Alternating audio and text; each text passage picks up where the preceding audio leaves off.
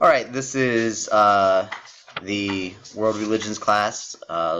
They looked at the Tao of Pooh, and they chose a Pooh character and explained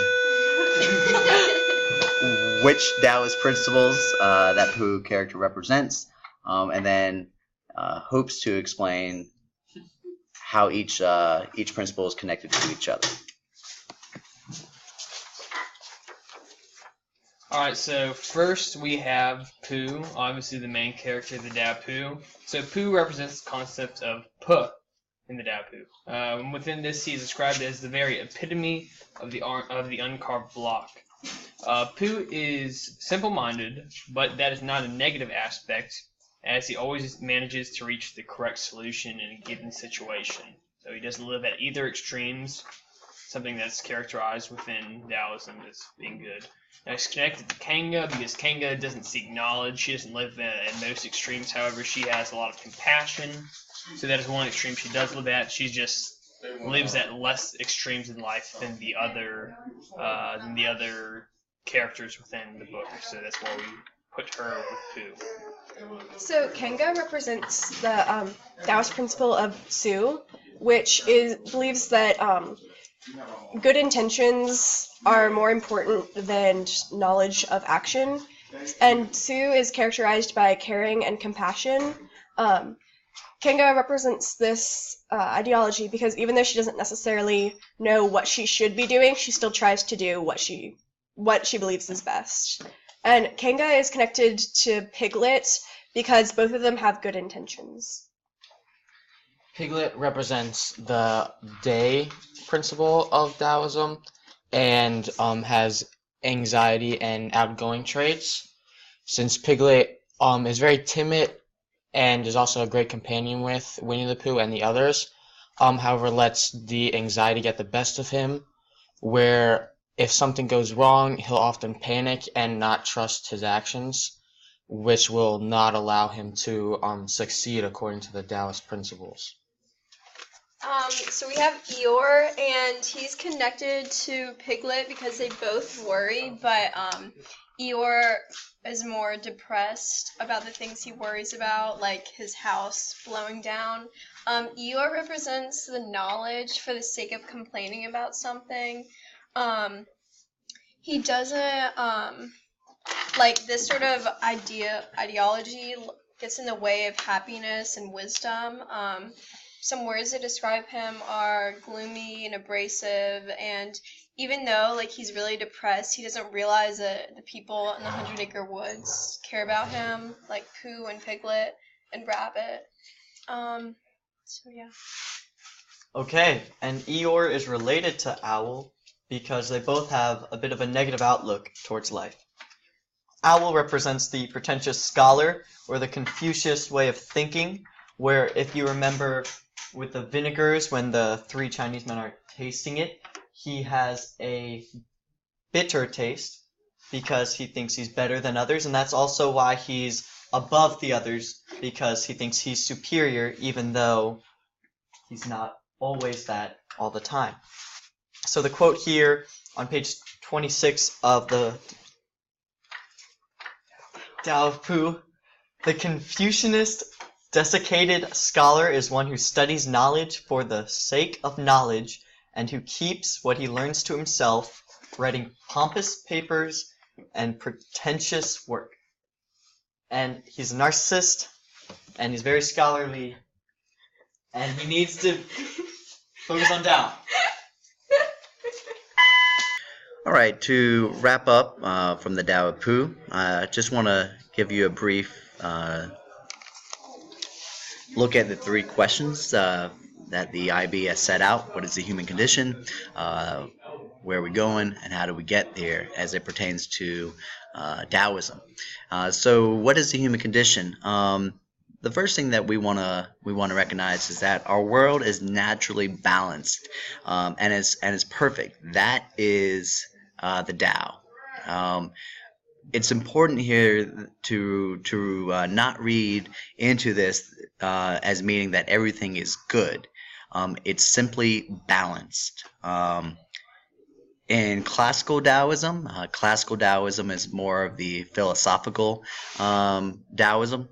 There is no good and bad. Things are balanced. Just things that are balanced just are. So to clarify, things might have good and bad parts, but as a whole, they always have to balance. So you might want to think of this like a chemistry or an algebra equation. These things are known as yang. These are things that humans generally see as good, and yin. These are things that are generally seen by humans as "quote unquote" bad.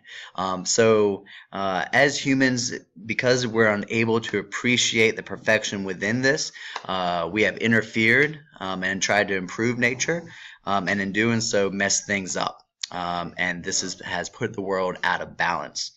And so the goal of classical Taoism is to rebalance the world through Wu Wei.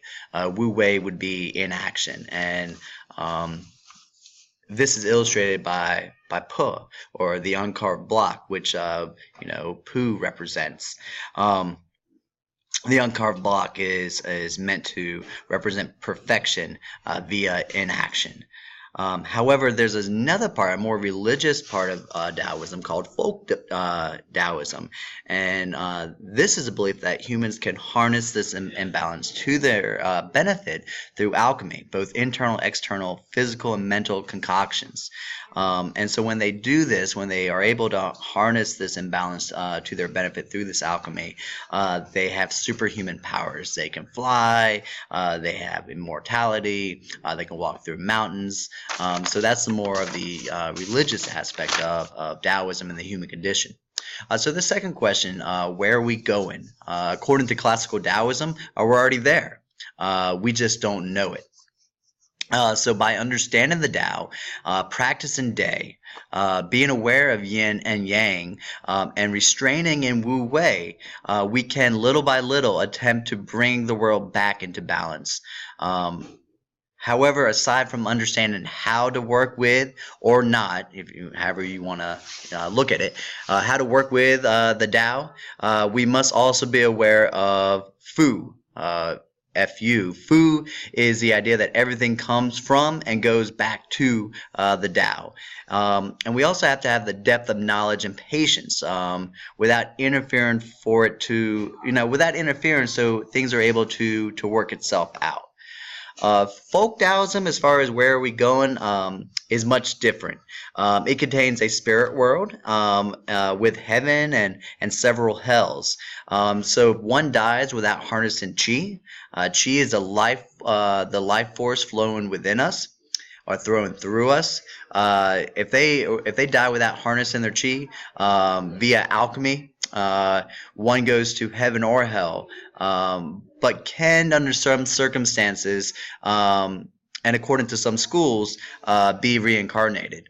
In folk Taoism, heaven is a paradise, which everything one would like, but it is hard to get there. You must be a god or have a very strong harnessing of qi. Really bad people go to one of the many hells where they're subject to pain and torture. And most people go to the ancestor world. This is a sort of limbo where they continue and try to understand the Tao and possibly eventually be reincarnated. So how do we get there? Quite simply by following the Tao, which is good and bad, everything and nothing, alive and dead. It's a state of being and non-being. However, practically, we can get there by living a contemplative life, understanding and trying to work with nature. To begin this, the other thing that we want to do, how do we get there, is understand when to follow Wu Wei and when rarely take action. So if, for example, your child is drowning, Taoism says you're more than welcome to help him. But if you hear that he's already drowned, you need to make peace with it and move on. This is much like the Greek idea of Stoicism. How do we get there? Balancing the yin and the yang, reconciling opposites on a higher level of consciousness and intuition. So you might want to think of this like Newton's law. For every action, there is an equal and opposite reaction, and the sum total of that action just is. How do we get there? Balancing and harnessing chi through internal and external alchemy. And how do we get there? Reverence for ancestors and corresponding rituals. So just a couple other things that we want to look at. Why are we here? Classical Taoism says virtually nothing. Now I'm getting into the creation and cosmology of Taoism. Classical Taoism says virtually nothing about the origins of the universe. As a result, most of the ideas come from indigenous Chinese religion. This part of this is now known as the more religious or folk Taoism. So since classical Taoism says little to nothing about creation, aside from the idea of Fu, that everything comes from and goes back to the Tao, scholars look to folk Taoism for creation stories. There's a couple problems that occur here when we look at creation and cosmology. Number one, the stories are very old. They're usually passed down by oral tradition, and so like many other oral traditions, it changes some ideas over time. China's really big. And so, and it wasn't always united. So pockets of indigenous ideas have sprung up, and they don't always agree with others. And so, therefore, these creation stories vary a lot. One story has a man and others popping out of an egg, and then dying and having his body spread to create the world. Another has a serpent-like emperor who comes down and teaches the Chinese about balance and the Tao. Usually the stories have some type of devious spirit who's beaten by a good spirit who, while doing so purposefully or accidentally, creates man while also creating the five agents or march mounts. One thing that they agree on when we're looking at cosmology and creation is a need for balance within and around the Supreme Being embodied in the Tao.